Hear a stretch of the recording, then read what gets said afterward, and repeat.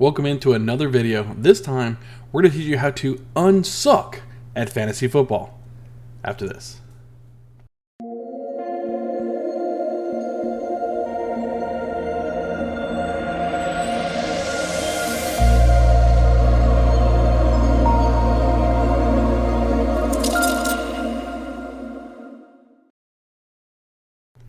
Alright, let's get started.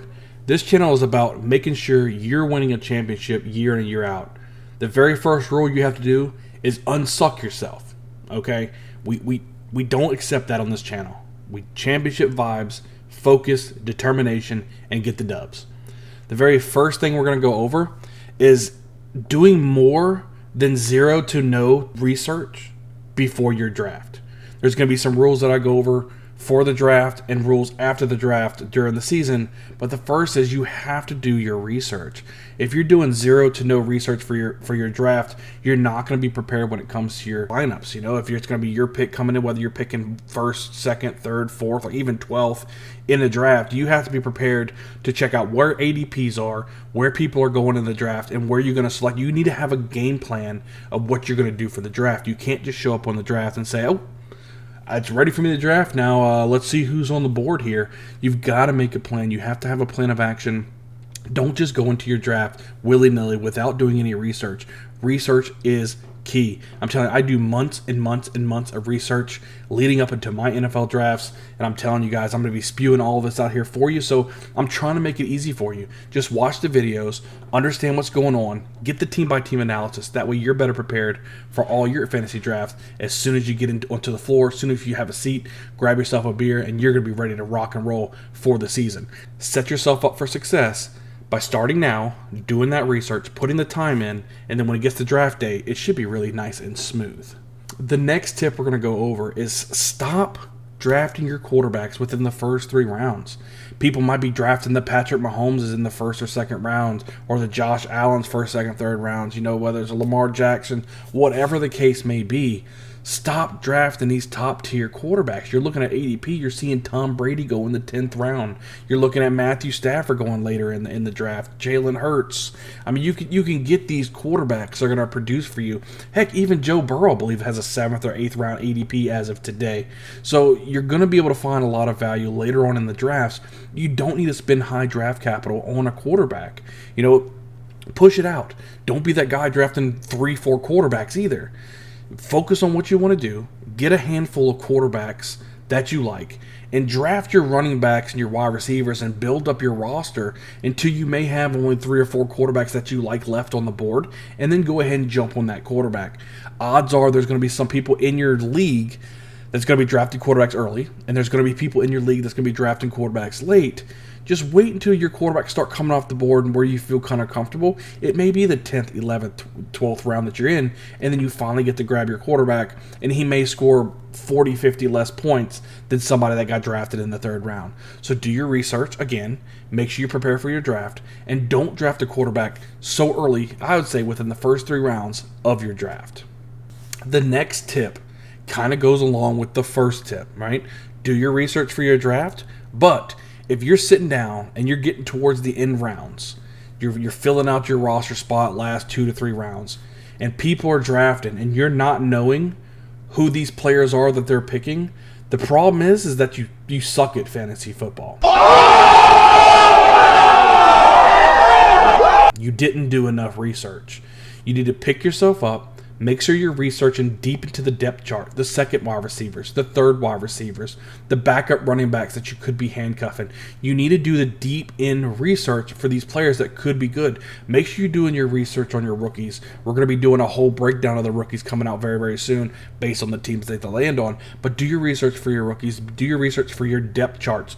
Don't just worry about the best player on every team. That's not going to do you well. Make sure you know the depth behind people. Make sure you know who the handcuffs are. That way when people are picking later on in the draft, you're like, who is that person? You're not going to be saying that because you're going to know every individual. Do your research. Now, we're into the season. We need to start having some things to unsuck yourself, right? If you found yourself never even making the playoffs, or you're always at the end of the league, this is how you prepare yourself to get better, right? So don't wait until the last minute of every week to look at your lineups. You need to do the research in your lineups. You need to look at the matchups. You need to look at the positions. You need to look and see where you are. That way you can make the best decision possible to make a good educated choice to give yourself the best chance of winning week in and week out. I know there's so many people who wait until, right an hour before kickoff, and now they're, okay, let me go sit my lineups real quick. That's not the key to success. You need to do a lot of research throughout the week. Listen to the videos. We're going to have a lot of videos coming out week in and week out, helping you guys prepare for your lineups, helping you prepare to dominate your fantasy league, okay? Next, Thursday night football. Once Thursday night football starts, please do me a favor. Do not start anyone who plays on Thursday night football in your flex position. If you have, let's say, Jonathan Taylor, and he's in the flex position, don't flex him. You need to put him in that running back slot, right? Leave the flex open for Sunday, because you never know what happens with injuries or somebody may be starting or whatever the case is. You want to have that flex spot open on Sunday. So whoever's playing on Thursday, it doesn't matter if you have, Jonathan Taylor and Ezekiel Elliott starting, and you've got somebody on like Devin Singletary or whatever in your flex. But if the Bills are playing on Thursday, then you're going to want to make sure you put Devin Singletary into your lineup and maybe drop one of the other running backs, either Ezekiel Elliott or Jonathan Taylor, into your flex, right? If that makes sense. You want to have the flexibility to make sure you can make roster changes as you need it. One of the biggest things that I want to tell everybody right now, listen closely. You listening? Start your studs. There's so many times I see people who drafted Derrick Henry with the 2nd or 3rd overall pick, and they want to sit him on week 3 because they're playing the Ravens defense. What? Start your studs. It doesn't matter who they're playing. There are some people who are just matchup proof. Your Christian McCaffreys, your Dalvin Cooks, your Derrick Henrys. It doesn't matter. You drafted them in the 1st round to be your stud. Start your stud. Don't bench your 1st round talent because of the defense they're playing. It's okay.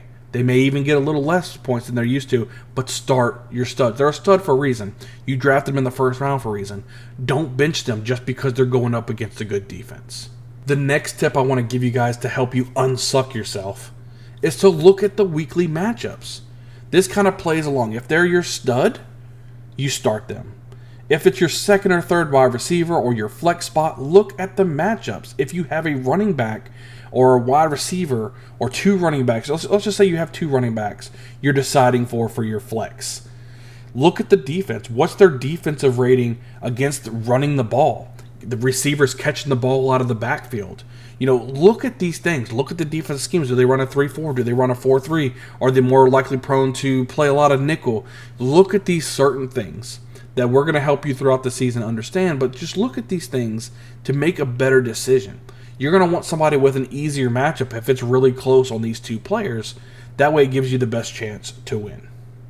Last but not least, don't forget to look over the waiver wire. I can't tell you how many times that I have people that aren't looking at the waiver wire. There's people that perform, especially week 1, week 2, week 3, early on in the season.